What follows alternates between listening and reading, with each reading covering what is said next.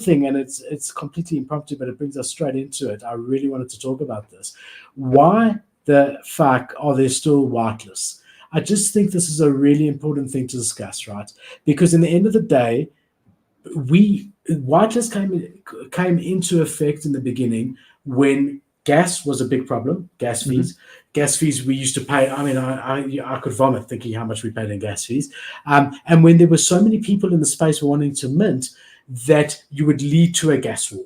So the gas fees were already 100 gwei before any mint was there. A big mint would come out and would go to 10,000 gwei sometimes. And that just made no sense. And so the whitelist meta was born.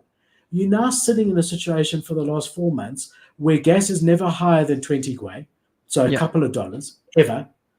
And where every single project who's doing whitelist over-allocates. They over-allocate their whitelist. So you're not guaranteed your position to mint. It's almost like it's like not having a whitelist. What the hell is the point of the whitelist if you're not saving on gas? There's no gas issue, and it doesn't guarantee you the ability to mint. What is the point? No, you're right. Someone asked me actually yesterday. They should be scrapped.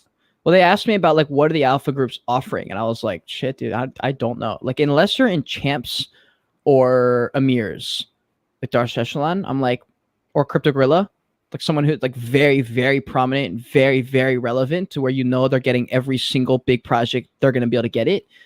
Bro, there's no way they're worth it. There's just no way. Like, how could they possibly make it worth it? You know, and like people are like, oh, you make this much profit every month. I'm like, they're either lying or like I just don't know how they're doing it. So I asked Kosha if his group has changed.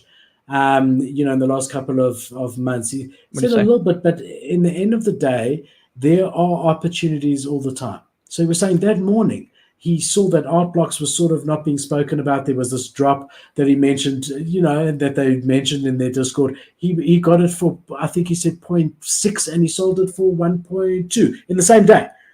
So if you know what to look for, and if you are like a trader like Kosher is, then there are still calls and there are still opportunities. Whereas before it used to be try get on whitelist for this project because it's going to 10x. That might not be so easy to call because good projects are not doing that.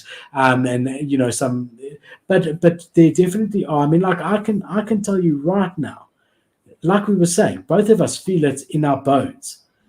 Bored Ape Kennel Club is underpriced at the moment. We both feel it. We both said we're watching, and it's almost where we think we could pull the trigger. So are we right to the exact day? Could it go down 5%, 10%? Sure.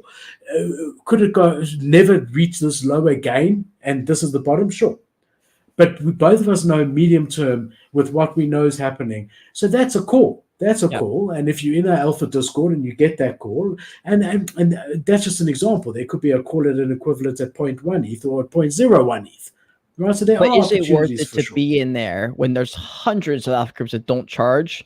That a lot of those calls, I'm like, I feel like a lot of people could make that call, and that's pretty standard. I'm like, you look at Kennel Club and to be like it's underpriced, or Gobblers and say it's underpriced. Like, I don't think you need to have a paid group for most of the alpha happening right now. There's just not.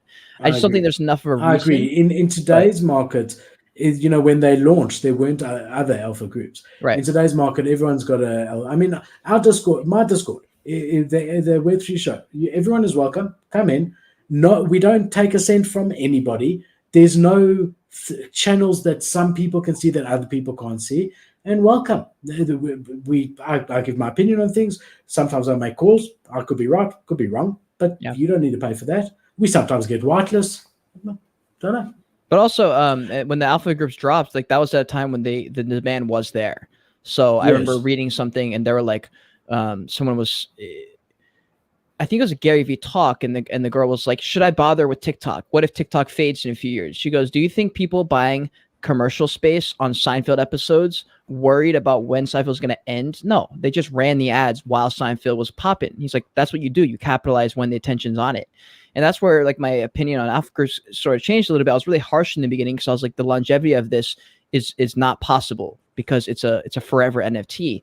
For that reason, I criticized it because I was like, you're going to do this in a few months, the market's going to crash and you're going to be able to offer nothing. And these people bought into this NFT. But at the same time, like, well, there's a lot of people who bought in, got a ton of value from it for what they paid.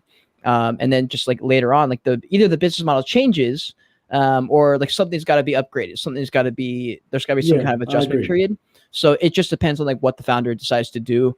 I mean, I know some people changed it to a membership, which I don't know the ethics of that after you charge for the NFT project. If you can change it to a membership later, I don't really understand or know the details yet, but that one's tough, dude. I mean, I don't know. Yeah, that one's tough. Yeah, I mean, it used to be the biggest value in the bull market was to be able to get whitelist on hype projects, because there you were guaranteed a good return, guaranteed. And that doesn't apply anymore. First of all, it's a lot easier to get whitelist because less people in the space. If you've got a 5,000 collection, you need to try and get at least 5,000 who want to mint your NFT. And with there only being about 10,000 people who are actually like looking at their computers, it's not so easy. So you know, that's number one. And number two is that those projects are not even minting out. So the floor price sticks around mint price, and anyone who's there for a flip just doesn't pull the trigger because it's either just below or just above mint price. Is not worth the risk of it. And so it's. I mean, that's part of the reason that's part of the reason I've really revamped my website a little bit. I'm still even revamping it and building some things to kind of explain, because a lot of the new projects aren't realizing that these changes have happened, and they're trying to still run the project like 4 months ago you should have. And I'm like, no. We're not in the same environment anymore. You can't run this the same way it's been being done. You have to change your approach. You have to change the first 20 seconds when someone gets to your website. There needs to be a different approach. That first paragraph can't be a little small. Like there's just got to be more like promotional things that get people to immediately get hooked, like clickbait, where they look at it and they go, oh, hold on, like, let me see what this is about. Or like, oh, this perk is really interesting. Like maybe the first thing they see on the website is a specific perk. Just have something on the site, like we saw with Meebits there, that just blows people away. Exactly. Like even with Art Gobblers, when we were looking at Art Gobblers, the way they've done that art that's cool. That's different. You can see that they've given it to thought and time. But it's not just the website. Everything has changed. It's no longer like you as the consumer are lucky to be in our Discord and get whitelist. If that's your approach, and you know, like these that's everyone's approach right now, bro. These projects that make you do tests, like long, hard tests, in order to stay in their Discord.